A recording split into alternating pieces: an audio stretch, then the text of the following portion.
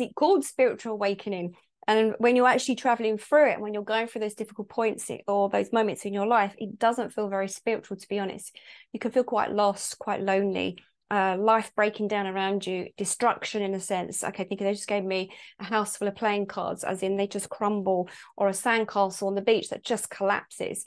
It's like everything that has been the way it has been for so many years can suddenly be swept away, or the blanket pulled underneath your feet, they just said. So it's a real aha moment and wake up. And again, as I say, it doesn't feel very spiritual. It's not like the angels singing and you're rejoicing and like clapping your hands and going, oh, I must be having a spiritual awakening. It's the opposite, absolute opposite. If I remember going back 22 years ago, with the first incident that happened was the car knocking me down. That was my spiritual one as such. Didn't feel like that at the time. It was literally having a massive disaster, a change in my life, things being taken away from me.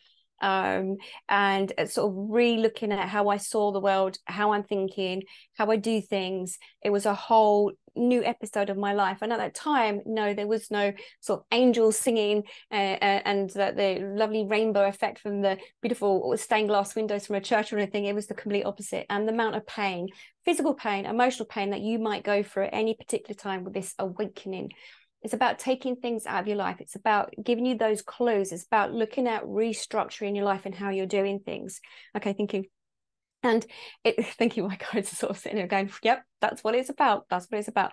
Now, it's the moments in life when you can feel at despair and you feel that you're walking on that path alone, and that's when you then have that idea, that feeling that, you know, something's happening, there's been this massive change in my life, but you're not quite sure what it is, and you know that you need to sort of almost reaching out for help or assistance, but then nobody's there, or you feel that you're abandoned, or you feel that you're alone, or you feel that you know, trying to understand what is going on for you.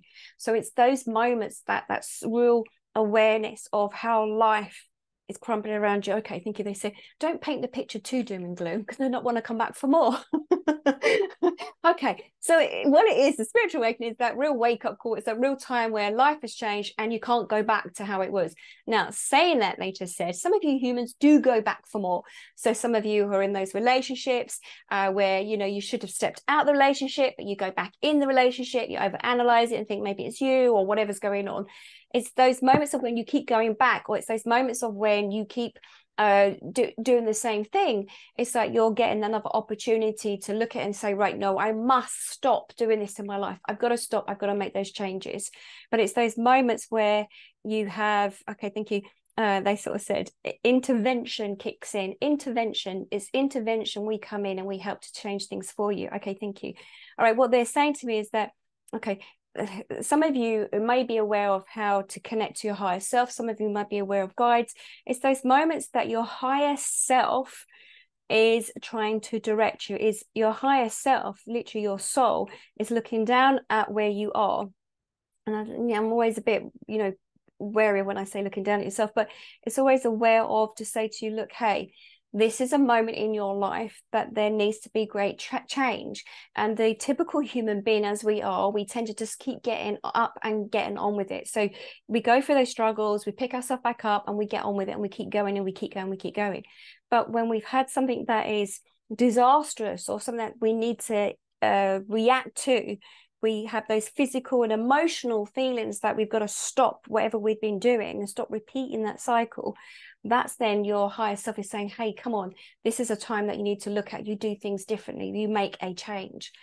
And it's then when we look back at those episodes where things have happened in our life, we go, oh, okay, maybe that was showing me something. Maybe that I was meant to lose my job because of that. Okay, thank you.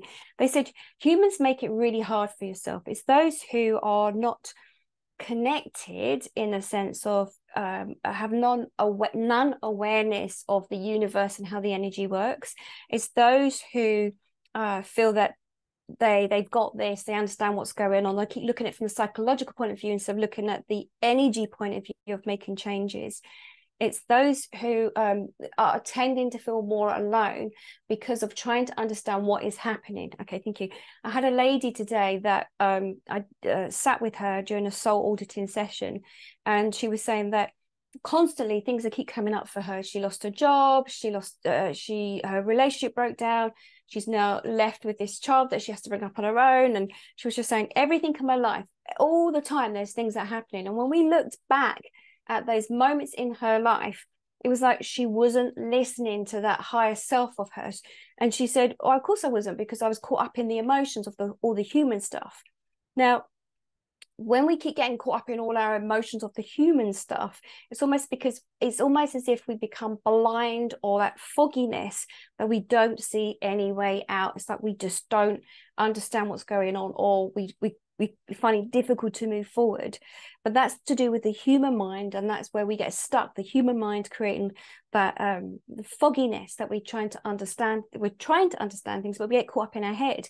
The idea of the soul in this existence is really to live and work through the heart center to enable you to keep moving forward, to do the joyous things in life, and to find that.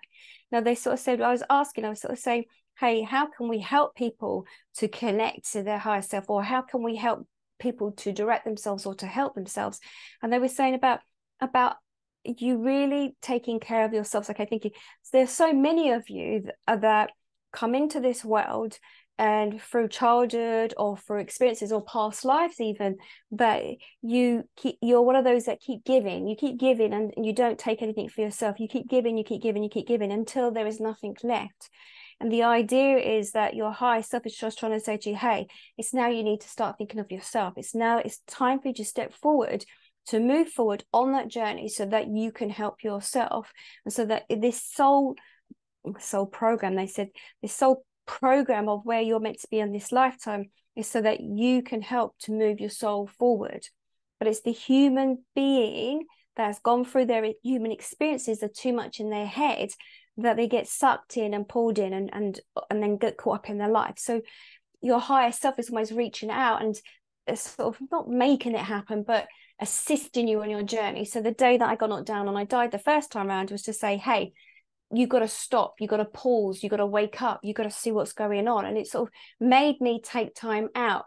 Now, you'll get nudges along the way where something doesn't feel right, or life needs changing, or those little disasters, as in, losing your job or whatever it is. And you might go through the period of time saying, why is this always happening to me? But in a way, it's like re-navigating you. It's sort of saying, hey, this job wasn't meant for you to do anyway, or this place where you live wasn't where you're meant to be, or that individual in your life, that person that you were in a relationship with, wasn't really meant to be, it wasn't really meant to happen. So it's about moving on. But as the human, we try to fix things too much. We don't listen to our gut feeling. And if we listen to our gut feeling more, we would navigate us more to where we need to go. Okay, thank you. They said, the idea is that you've got to know thyself better. So it's about finding out what it is that you enjoy. Who are you? Discovering you. It's like having that relationship with yourself. It's that communication with yourself. So the more that you have that relationship, the more that you connect to yourself, the easier it becomes that then your journey. But when you take into account others around you constantly, like family members or friends, what happens is you're focusing on what they need or what they want, but you're not focusing on what you need and what you want. And you get out of the habit of looking at what it is that you need or you want. Okay, thank you. There was another lady today, and we was talking about her situation, and I was saying to her, through that relationship she'd been in, there was like an addiction to this relationship. It was a toxic relationship. Now, for her, it was more comfortable to have that addiction to be with that person. I say addiction because that's what they called it. I think they said it was a bit like addiction to sugar or alcohol, something like that. That she had to be in that relationship because she had to be treated that way. This is what she said, and also what they said, because it was a way of her feeling loved. So it was about looking at how she was being loved in that relationship, and also it goes back to her childhood, how she was treated by her mother. So you as an individual, it's like looking at your journey. It's about coming home to your soul.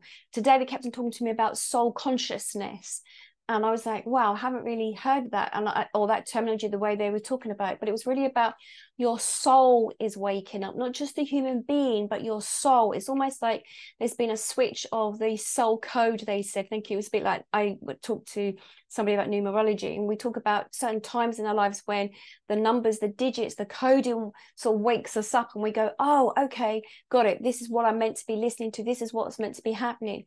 Now, they were saying to me that the soul has its moments, as when it says, okay, this is the time frame, this is the period of time that this is when it's going to happen.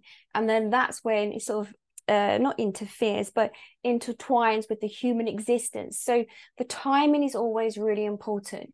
You have those small nudges to sort of say, hey, it's time to wake up. It's time to realize there's been these changes going on for you. There's been these, dramatic changes, and it's about time that you have to look at what it is that you really want, your soul. What's your soul calling you? What is your soul saying to you? What is it that you need to listen to, that your soul can navigate you to put you in that direction? Okay, thank you. Now, they also are saying to me, I was saying today that I went in communication with them about this soul consciousness, that how it's waking up more now, it's becoming aware, it's making you become aware of things. And I said, there must be an easier way of doing this. And they were literally sort of saying that by you thinking, training yourselves, by you being aware of yourself, by you literally becoming more aware of who you are, what you want in life, that's really important. It's about looking at what you need in your life for you, what road you're traveling on, your journey of who you are. And thank you. They sort of said also the families that you're born in. This has been a big look at the families you're born in, look at the relationships you have with your family members, the soul pods that you come in with. Those individuals in your life have also been appointed to help you to wake up. Thank you. Okay, thank you. The relationships, the interaction with those relationships in your family, those around you, family and friends, mainly family, they'll come in, and your whatever that relationship is like with that individual is also about waking up your soul. It's also about sort of that sort of shake up. Come on, wake up. You've got to understand this is what's going on for you in your journey. Now, by building a connection with your guides, your higher self, however you do that, whether that's from learning how to open up and close down your channels, or talking to other like-minded people, or journaling, or meditation, or whatever it is, by you learning to connect more, so that when there is something that happens, like you lose your job, or something happens, or something happens in my life, I sit there and go, really? Why? And then I wait for an answer, and I won't give in. I'll say, okay, why? And then I hear information back from my guides. My guides will interact with me. They'll say, this is what's happening. This is why this isn't working right now. You're not meant to be going down that pathway, or it's not working with that individual because of this lesson needs to be learned. So the real spiritual awakening, I always sort of think it's after what the disaster has happened. You're not going to see it as a spiritual awakening at that particular time. It may just feel disastrous, and that you might feel, my God, why is this happening to me again? And the reason why it's happening to you again, or whatever's happening, is literally because you aren't listening, and maybe you're not realizing, or you don't know how to listen for those signs, or you don't know how to see those signs.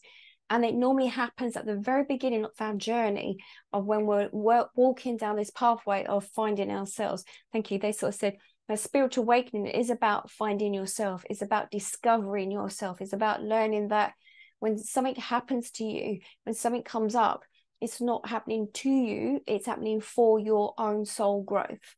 So it's not those, as I say, the choir singing angels with their book open and it's glorious. It can be normally the most disastrous, or the low points, that you then sit there and question, and you put everything on pause. And then it's when you come back to reconnect to yourself, or collect everything around you, you start looking at things, you start looking back at it, and you go, oh, I think that was my spiritual awakening. Okay, thank you. And they just said a lot at the moment, the empaths, the intuitives, a lot of you are beginning this process. A lot of you are coming online. A lot of you are waking up. And this is also causing sort of a tsunami effect of emotion on your planet. It's changing. So you have to imagine that you are one with everything around you. So if you are going through an episode or change in your life, So is those family members around you. They could be connecting energetically, and that could be creating that sort of chaos. Those work colleagues, people who live in certain areas that you're living in, it has that tsunami effect of the information being moved around each and every one of you. Okay, thank you. And it's a bit like the Mexican wave. Some of you will understand it's like the Mexican wave. If you're going for it, somebody else will go for it and it'll move through totally. So that spiritual awakening is really about, it's time that your soul consciousness is saying it's time to wake up. It's time for this to stop you in your tracks so that you can listen, so that you can work through, so you can look at what it is that you truly want. It's normally because that you're, I wouldn't say you're not on track, but I say you've swayed off a little bit off the pathway and they need to bring you back. So it's about then learning new skills. It's about questioning things. It's about learning there is more to life than what you've been programmed to see, and the lifestyle you've been living in for some time. Okay, so that's what's for my live audience here. I'm going to answer any questions. And for those who are listening to this later on, I hope they will help you.